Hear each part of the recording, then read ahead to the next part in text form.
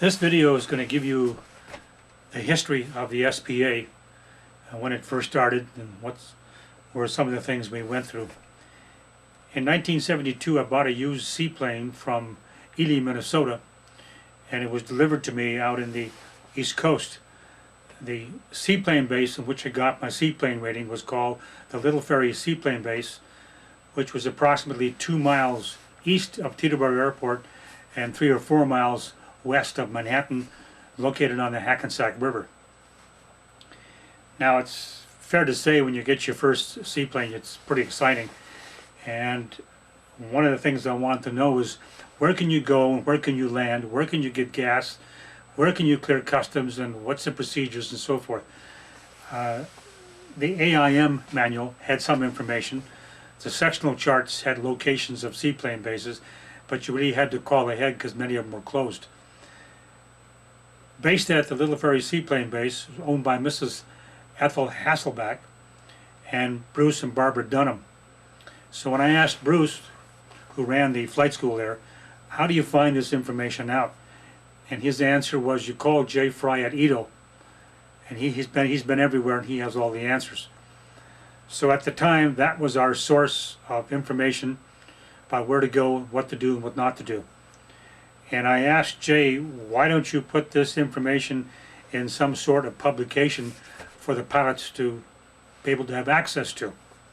And it was, I don't recall the answer, it was one of those things that he pointed out to me that there was a SPA, Seaplane Pilots Association, that had formed back in the 1965 or 66. I chased it down and found out that a gentleman by the name of Ed DeChant started the SPA around 1967, and he was located at Sparta, New Jersey.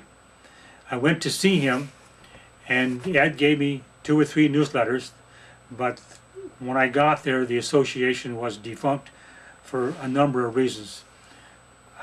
It didn't exist anymore, so I couldn't join it. At the seaplane base, on the weekends, people would come to help Bruce out, docking the airplanes, letting students out on solo trips up and down the river. And 2 of the gentlemen, first was Bill Hooper, who worked for the Bendix Corporation, and the other gentleman was Al Lish. Now, Al Lish was a printer, and when we had a discussion about maybe starting some kind of publication or an association, these 2 volunteered to help. Al was the printer and Bill could take care of the accounting. Okay, how do we get this going? I talked to Jay Fry, and he put us on to his people that did the Edo publications, brochures, flyers, etc. And I laid out a rough draft for a brochure, which then the Edo people put together, and we now had our brochure, which was our mission statement, although at the time we didn't call it a mission statement. And we were about to release the information to all the aviation magazines that we exist, here's our address, write to us, get a brochure, an application, and send it in. Before we did that, I asked these other 2 gentlemen, how do we keep track of everybody? A Radio Shack S100 computer had come out and people were using it to store data. And I looked into it and I found out that there were many people who had this where the information was lost because the computer dumped it. Well, that gave me a heart failure. We could not have our membership list disappear. What would we do? Bill brought a file cabinet, and I still have it. It's a 3x5 card file cabinet, and I decided to come up with our own filing system, and we would make up 3x5 cards. So when you joined the association, we took your membership application, typed up 1 card that was your name and address, membership number, renewal date, etc. on 1 card, and that got filed by your last name. The membership application got filed by state and your last name. We made up another card that was filed by zip code order, another card that was assigned to your renewal date, another card if you owned a seaplane. So we had a cross data file that worked out pretty good, and it wasn't going to be erased by some kind of electrical failure. And this form of keeping track of membership worked really well. What we didn't anticipate was the number of address changes that occurred during a year. And every time there's an address change, you had to type up 5 more cards, take the old ones out, put the new ones in, move the application to the new state or new address and so forth. And that was a bit of a headache. But we had a good file system. We hadn't published yet our first newsletter. And the reason for us filing the 1 card by zip code is we took those to a company that made metal address plates. And when we said we need an address list, they would print out all the labels on a long sheet, which we then could put on our newsletter. Now keep in mind, the newsletter was our only way of keeping the information flowing about seaplane flying. The internet didn't exist at the time. One of the first members to join was Robert Murray. Bob was an artist who had a studio in Soho in New York City, and I believe his first float plane was a Canuck, and then he went to a LA-4 Lake Amphibian and on to a Super Cub. Bob came out to the seaplane base and asked if we had our first publication done yet. And we said no, and he said he would like to help with the publication.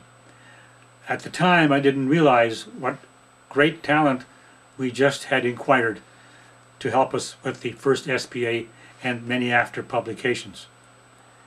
As the information came in, Al Lish, the printer, and Bob Murray would get together and decide how and what's going to go into publication.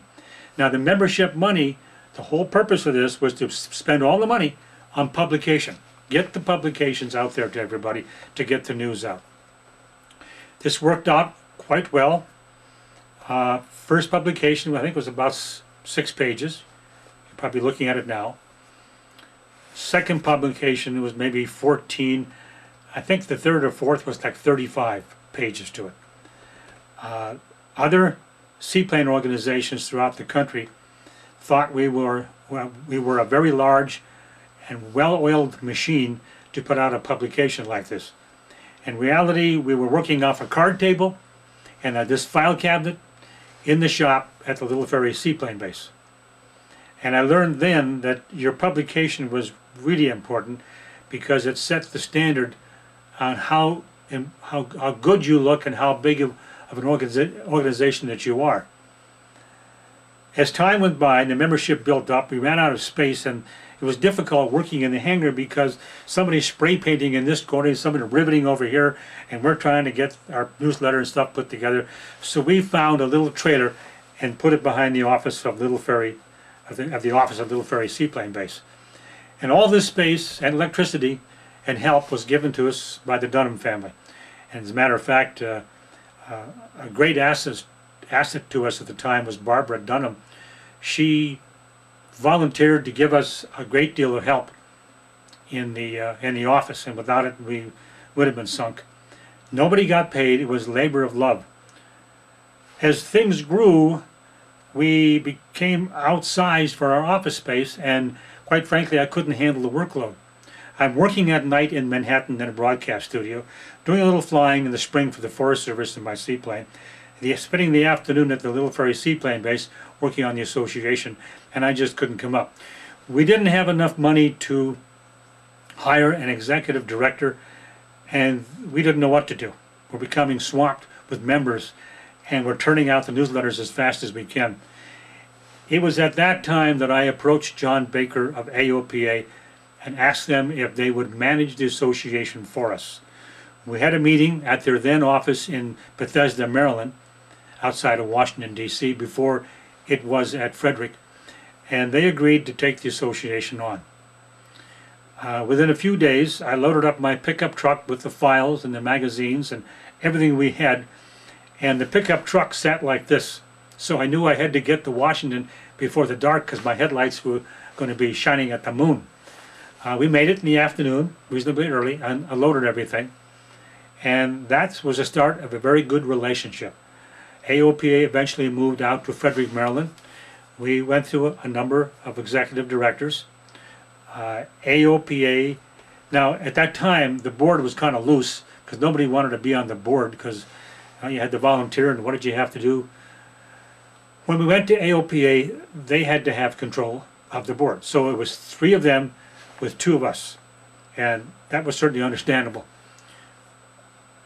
Throughout the years there, AOPA did a terrific job. It brought the Seaplane Association up to a much higher level than we could have at the Little Ferry Seaplane Base. Throughout the years, it went through a few more executive directors, and when Mike Bolt came on board, Mike brought the association up to yet another level, because Mike was very digital savvy and had an existing website called On the Floats or something like that, already up on the internet, whatever internet meant at the time. Mike then came on board, and after whatever number of years, AOPA needed their office space, and Mike would like to move the association, so it was moved down to Lakeland, Florida. Another plus for us. Now, during the years when we're printing the newsletter, we're getting a lot of stories, and we don't have room for it in the newsletter. We're kind of limited to what we can print because of the cost and mailing, and I don't remember the numbers of memberships at that time, maybe 500-600. So Bob Murray came up with the idea of doing a water flying annual at the spring of each year with all the stories our members are sending in. And thus the first water flying annual, I think, was in 1976. And Bob Murray had this magazine spread out on his studio loft in Manhattan. I mean, 130 some pages spread out doing the layout for the publication. We printed, and it made us look like we were a 5,000 membership organization. I think at the time we had 1,000 members. It was an impressive publication. One like it has never been done before. Now, in between that, we were running short of money to print a large newsletter. We were down to 2 pages. And then I think it was Private Pilot made us an offer. We would send the magazine to all our members, and we were allowed to put in 2 or 3 pages of seaplane information in the magazine. And that would save us from having to mail out a newsletter and the cost of printing it. Well, that was fine, except that it was a 3-month delay to get the information out. So it lasted maybe a year or so, and we went back to the newsletter. I want to point something out. The individual that did the printing, Al Lish, was so enthusiastic over the Seaplane Association that he put in his will that he wants to have the SPA logo put in his grave marker. It meant that much to him. Al Lish passed away unexpectedly in 1985 after printing over 5 years of the SPA publications. The blue SPA vest is reflecting a lot of blue light up in around the room. I hope you don't mind. The other problem we got concerned about is we're in the East Coast. How do we handle a problem? Because our initial goal was to print a publication to share information and news, try to get better seaplane insurance, and be an advocacy group. Now, the word didn't exist at the time, but to try to stop some of the lakes from being closed. And the problem is, how do we know what's happening in California? How do we know what's happening in Florida? At the time, we were in Little Ferry. And there's no way we could afford to go out there.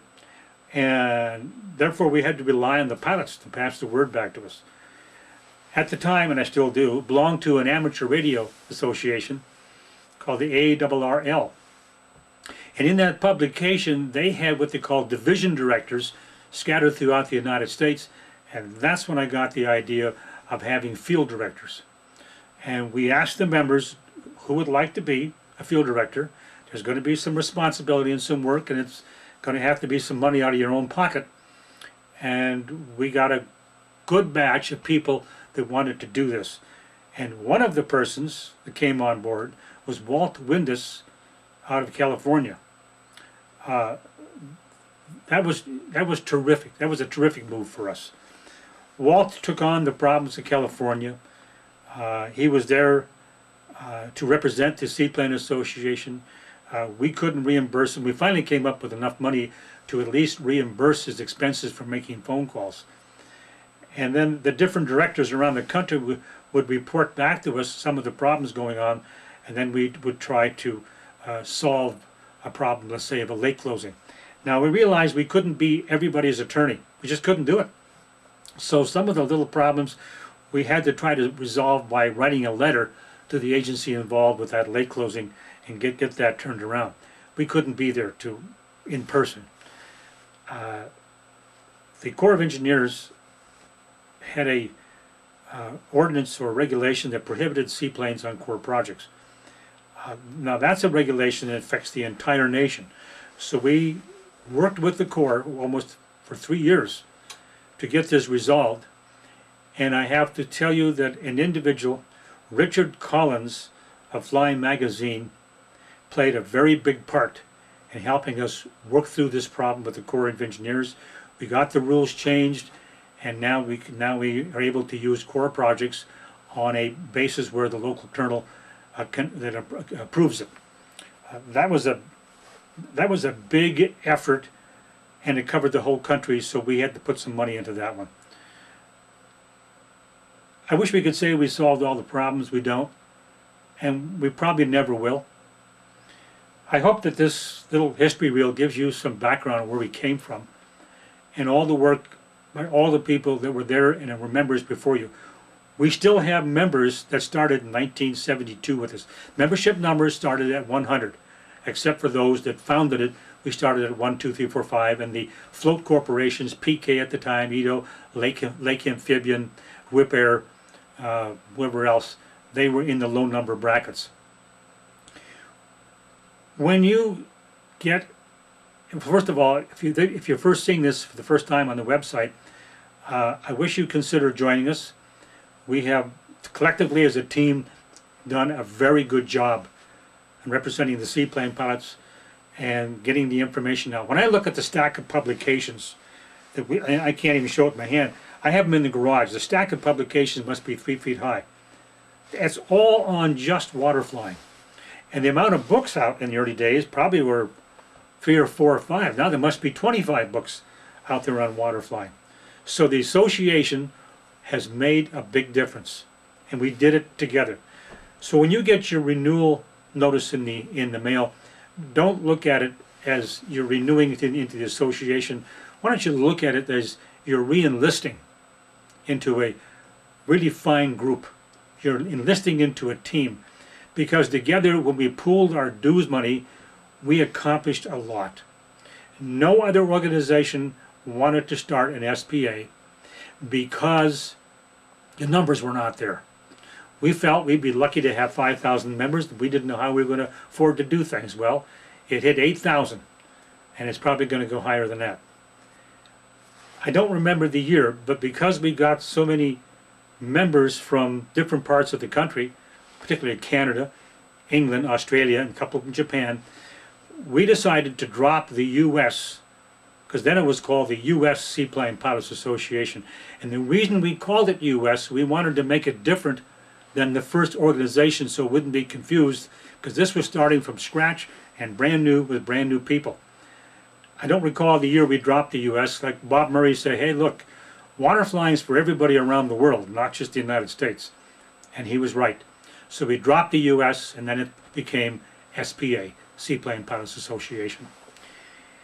If you've been a member for a long time, I thank you for trusting me with your membership dues in the early years. I think you see it was well invested. And if it's time to renew, please consider it. We're growing and there's a lot more to do. Thank you very much, and thank you for your membership.